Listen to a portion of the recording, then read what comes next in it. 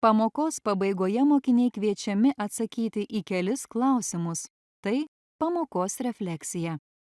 Mokiniai apmąsto ir išreiškia savo mokymosi per pamoką patirtį, sėkmes ir patirtus sunkumus. Pamokos pabaigoje mokytoja apibendrina svarbiausią pamokos medžiagą. Mokiniai dar kartą prisimena, kuo skiriasi bendrinė kalba, tarmės, patarmės ir šnektos ir kokią svarbią vietą šie kalbos sluoksniai užima mūsų kultūroje.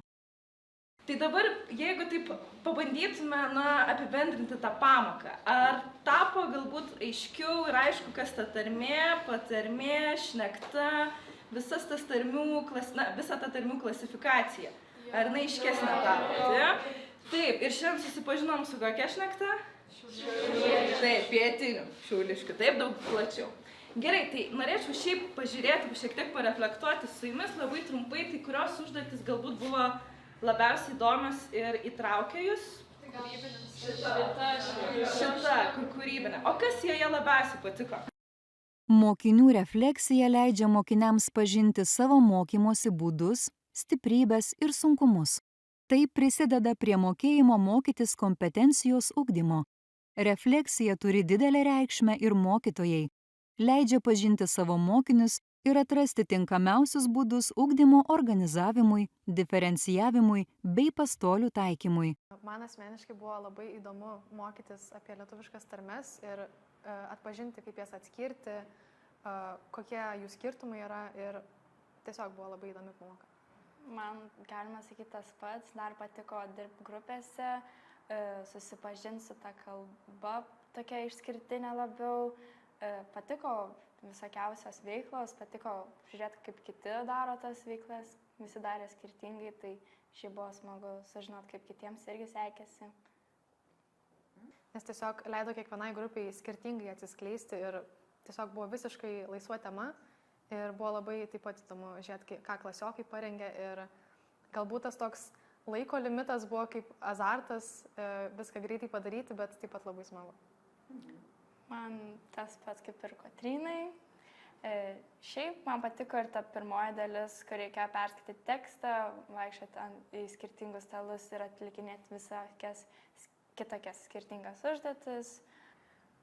Padėjo gal toks interaktyvumas, nes visada, kai kažką veiki, o ne kali sausą teoriją, manau, viskas daug geriau įsimena.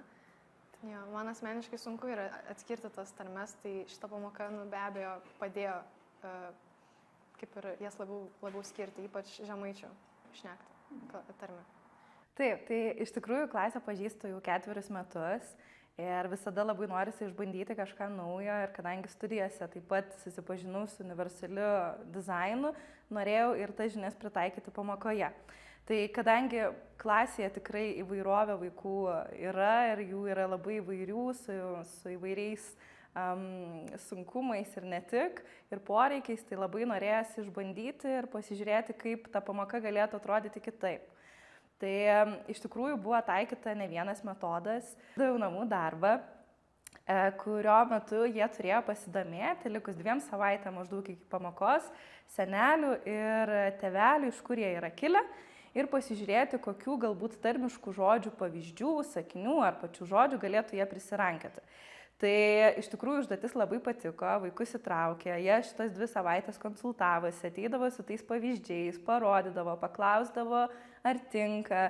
Ir tikrai patys ir vaikai dalinosi tiek pertraukų metu, tiek pamokos metu, kitų pamokų metu, kad jiem buvo labai įdomu, nes teko ir su seneliais daugiau pabendrauti ir pasižiūrėti į tą kalbą šiek tiek kitaip.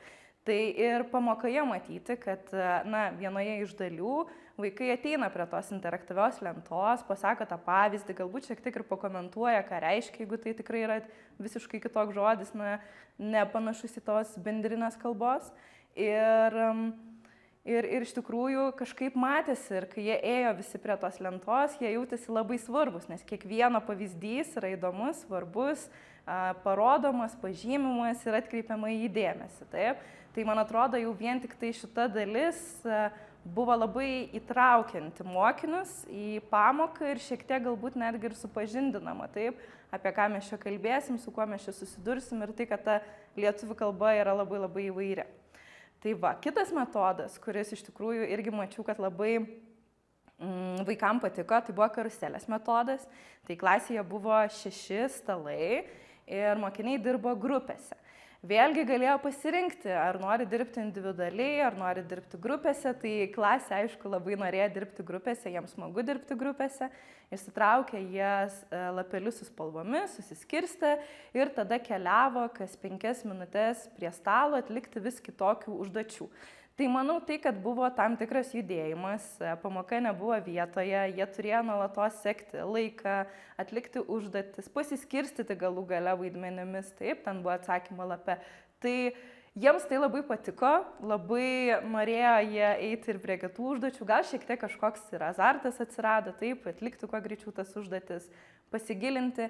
Ir manau labai buvo tinkamas sprendimas duoti, traukti tuos lapelius, neleisti jiems galbūt patiems pasirinkti tas grupės, nes matėsi, kad ir tas bendradarbiavimas buvo kitoks, vis tiek galbūt daugiau pabendravo su tais bendraklasiais, su kuriais mažiau bendrauja pertraukų ar kitų pamokų metu. Tai va, tai iš tikrųjų šitas labai džiugino ir to laiko tikrai buvo nemažai atlikti užduotis ir kažkaip vaikams patiko. Tai va, o kitas metodas, kuris, man atrodo, visus kitus tiesiog nustūmė ir tapo numeris 1 metodas, tai yra būtent ta kūrybinė užduotis, kai jau išsiaiškinom taip apie tą pietinių šiauliškių šnektą, tai jie turėjo sukurti kalbos pavyzdį. Tai pats turbūt geriausias sprendimas buvo leisti pasirinkti jiems patiems, kaip jie pristatys ir kokį tą kalbos pavyzdį, kokiu būdu taip padarys. Tai iš tikrųjų buvo labai smagu matyti, kad mokiniai pasirinko tikrai labai skirtingus būdus pristatyti. Vieni pristatė ir parašė anekdotą, kiti kažkokią trumpą istoriją, kelios grupės suvaidino. Turėjome netgi ir trumpą filmuotą medžiagą video, kas atrodo, ką galima per tas 15 minučių padaryti, o iš tikrųjų labai labai daug. Tai mačiau, kad vaikams šita užduotis ypatingai patiko.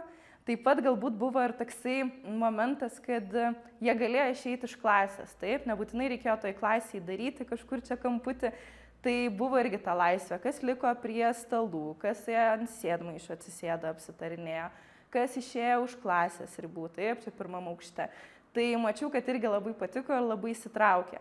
Ir aišku, tie pristatymai, taip, kai grupės pristatinėjo viena kitai, tai irgi labai smagu buvo turbūt ir jiems patiems pamatyti, bent jau iš tų veido išraiškų, kaip kiti pristatė, ką sugalvojo, smalsumas, taip, ką kiti padarė. Tai iš tikrųjų va šitie galbūt metodai tikrai labai paįvairino tą pamoką, tikrai padidino tą tokį įsitraukimą į pamoką ir iš tikrųjų buvo labai smagu matyti šiek tiek kitokią tą pamoką, galbūt ne tokią įprastą. Taip, tai tikslas buvo toksai pagrindinis, kad mes susipažintume su lietuvių kalbos įvairovė, išsiaiškintume taip būtent tarmės, patarmės ir šnektos sąvokas. Tai mano tikslas buvo, kad vaikai suprastų visi, taip kad ta lietuvių kalba iš tikrųjų yra labai įvairi ir žmonės šneka skirtingai ir kad dauguma gebėtų savais žodžiais paaiškinti, kas yra ta tarmė, kas yra patarmė, šnekta, galbūt ir įvardintų, kad yra 2 pagrindinės tarmės. Taip. Tai iš užduočių darimo, grupinio darimo užduočių, taip, kūrybinės užduoties, iš tikrųjų ir buvo matyti, kad, man atrodo, visi mes pasiekėme šitą tikslą, galėjo jie savais žodžiais ir paaiškinti tas pagrindinės sąvokas. Na ir buvo, aišku, labai smagu, tas mūsų irgi vienas iš rezultatų buvo, kadangi skaitėme ištrauką, kurioje buvo pietinių šiauliškių šnektos pavyzdys, tai norėjosi, kad ir jie pabandytų sukurti kažkokį kalbos pavyzdį, pasinaudodami, pritaikydami būtent šitą šnektą. Aišku, tai yra tikrai sunku, aš ir pati nesu šiauliškė ir galbūt ne visus tuos bruožus mes čia labai gerai mokam ir ne visus vaikai įsiminė, bet vien tik tai tas faktas, kad jie pabandė su ta kalba šiek tiek pažaisti, tai pabandyti ją kažkaip pakeisti, tai pabandyti tarmiškų kažkokių žodžių įtraukti net ir iš tų pavyzdžių, kuriuos atsinešė. Tai man atrodo, jau tai yra toks žingsnis į priekį ir buvo labai smagu matyti jų tą kūrybinę laisvę ir bandymą pritaikyti tą šiauliškių šnektą. Taip, tai iš tikrųjų klasėje, kai darėme tą pirmąją užduotį, skaitėme tekstą visi kartu, buvo galimybė tekstą perklausyti, jeigu vaikai, mokiniai turi skaitimo rašymo sunkumų. Tai galėjo tikrai ausines pasiimti, pasiskaityti, tekstas buvo įgarsintas, tai čia būtų gal vienas dalykas. Antras dalykas irgi taip pat klasėje buvo antistresinių žaisliukų, garsas slopinančių ausinių, jeigu trukdytų kažkoks garsas dėmesio nerimo sunkumų turintiems mokiniams. Taip pat buvo sėdmaišiai, jeigu yra, nežinau, dėmesio sunkumų. Galbūt kažkokių tokių labai didelių iššūkių nebuvo.